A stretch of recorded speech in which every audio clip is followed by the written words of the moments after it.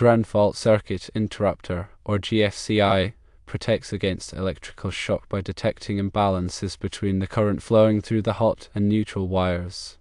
When an imbalance occurs, indicating a ground fault, the GFCI trips and interrupts the circuit. An arc fault circuit interrupter, or AFCI, protects against electrical fires caused by arcing faults. Arcing faults occur when insulation breaks down and current flows through unintended paths, potentially starting a fire. AFCIs detect these arcing faults and trip the circuit. GFCIs use a transformer to monitor the current flowing through the hot and neutral wires. If the current difference exceeds a predetermined level, the GFCI trips. AFCIs use electronic sensors to detect high-frequency electrical noise associated with arcing faults. When these signals are detected, the AFCI trips. GFCIs are required in areas where there is a risk of electrical shock, such as kitchens, bathrooms, garages, and outdoor receptacles. AFCIs are required in all bedrooms, living rooms, family rooms, and hallways in new construction according to the National Electrical Code, or NEC, since 2015. GFCIs were first required in kitchens and bathrooms in the 1971 NEC. It is not uncommon to find older homes without GFCIs, especially if they were built before the 1971 NEC requirements. It is recommended to have GFCIs installed in these areas for safety reasons. GFCIs provide reliable protection against electrical shock in wet or damp areas. AFCIs offer additional fire protection in areas where arcing faults are common, such as bedrooms where electronics are used. Now, to elaborate further on each of these devices, let's begin with the GFCI. The primary function of a GFCI is to prevent electrical shock.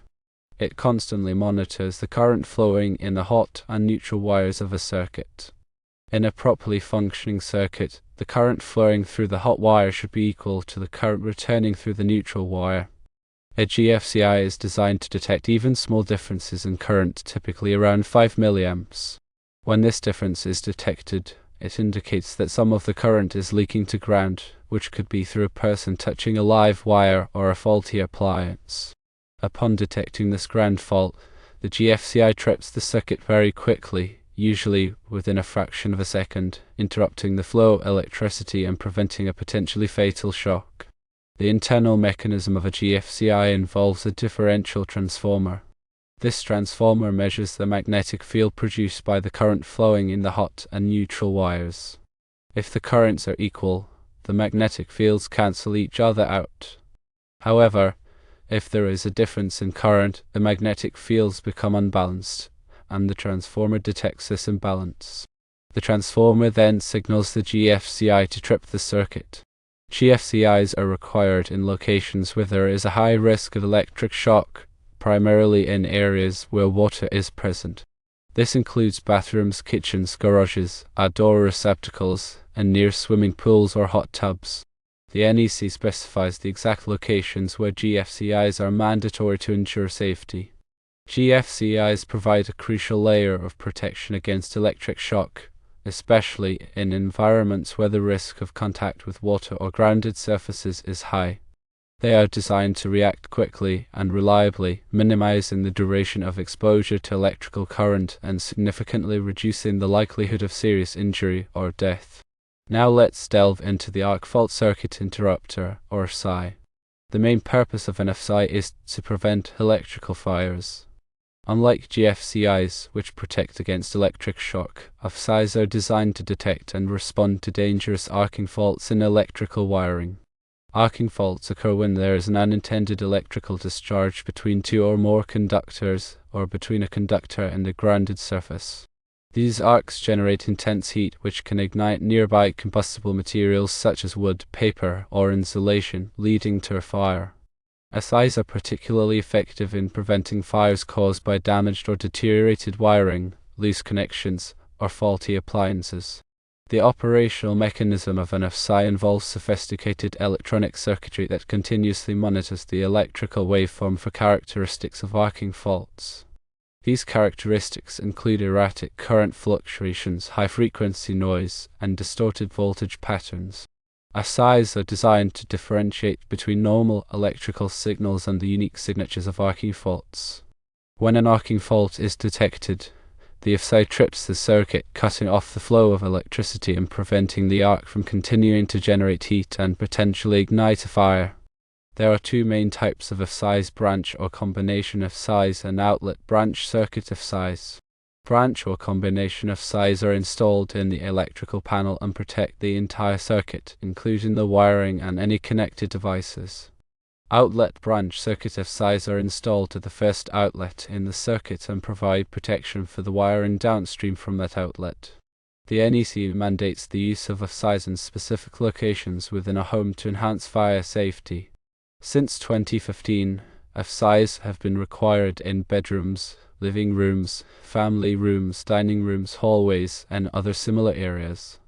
The specific requirements may vary depending on the local electrical codes and the addition of the NEC in effect.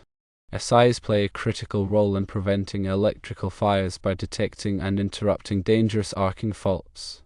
By continuously monitoring the electrical waveform and responding quickly to the signs of arcing, AFCIs significantly reduce the risk of fire and enhance the overall safety of a building's electrical system. Considering both GFCIs and AFCIs, it's important to understand how these devices complement each other to provide comprehensive electrical safety. While GFCIs primarily protect against electric shock in wet or damp locations, AFCIs protect against electrical fires caused by arcing faults. Both devices play essential roles in ensuring the safety of occupants and preventing electrical hazards. In areas where both electric shock and fire hazards are present, it is often necessary to install both GFCI and AFCI protection. For example, a kitchen may require GFCI protection for receptacles near the sink and AFCI protection for the circuit serving the general lighting and appliance outlets. By combining these safety measures, it is possible to create a safer electrical environment for everyone. When selecting and installing GFCIs and AFCIs, it is crucial to follow the manufacturer's instructions and adhere to all applicable electrical codes and regulations. It is also important to test these devices regularly to ensure that they are functioning properly. GFCIs can be tested by pressing the test button on the device, which should cause it to trip. AFCIs can be tested using a similar test button or with a specialized testing device. If a GFCI or AFCI fails to trip when tested, it should be replaced immediately by a qualified electrician. Regular testing and maintenance of GFCIs and AFCIs are essential for ensuring their continued effectiveness and protecting against electrical hazards. Furthermore, understanding the historical context of GFCI implementation helps clarify their role in modern electrical safety. GFCIs were first introduced in the 1960s and were initially used in limited applications such as outdoor receptacles and construction sites. The 1971 NEC marked a significant milestone by requiring GFCIs in bathrooms and kitchens, recognizing the heightened risk of electric shock in these areas due to the presence of water. Over the years, the NEC has expanded the requirements for GFCI protection to include additional locations such as garages, basements, and near swimming pools and hot tubs. These expansions reflect the growing awareness of the importance of GFCIs in preventing electrical injuries and fatalities. The evolution of GFCI technology has also contributed to their widespread adoption.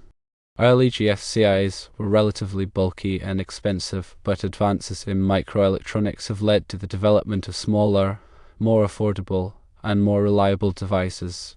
Today, GFCIs are readily available in a variety of formats, including receptacles, circuit breakers, and portable units, making it easier to incorporate them into both new and existing electrical systems.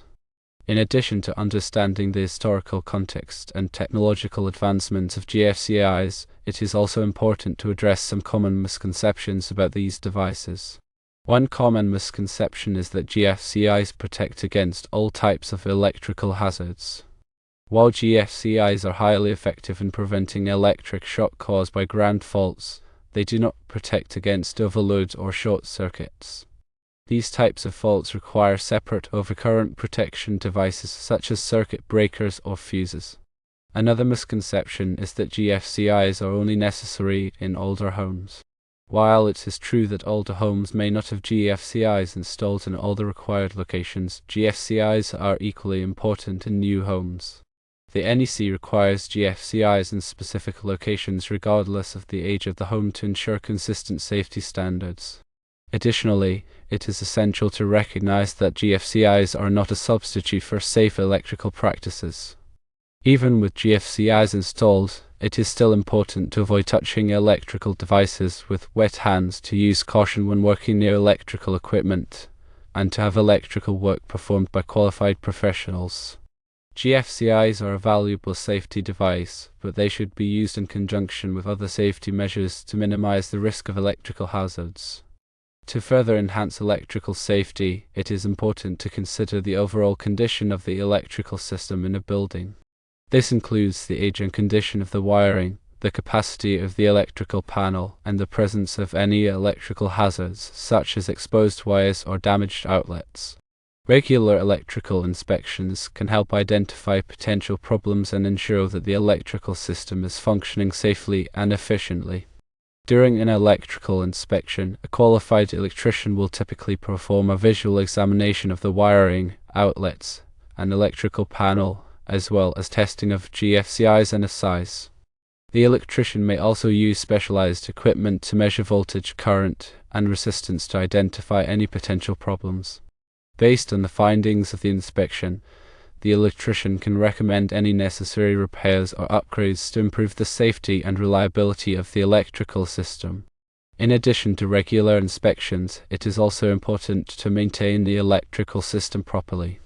This includes replacing damaged outlets and switches, tightening loose connections, and ensuring that all electrical devices are properly grounded.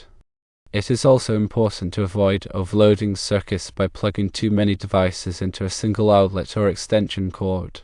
Overloading circuits can cause the wiring to overheat, increasing the risk of fire. When performing any electrical work, it is essential to follow safe practices and to use appropriate safety equipment such as insulated gloves and safety glasses. If you are not comfortable performing electrical work yourself, it is always best to hire a qualified electrician to do the job.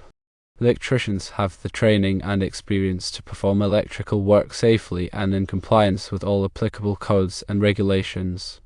By taking these steps to maintain and improve the electrical system, it is possible to create a safer and more reliable electrical environment for everyone.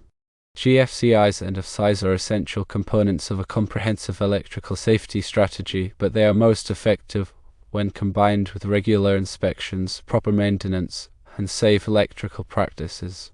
By working together, homeowners, electricians, and code officials can ensure that electrical systems are safe and reliable, protecting occupants from electrical hazards and preventing electrical fires.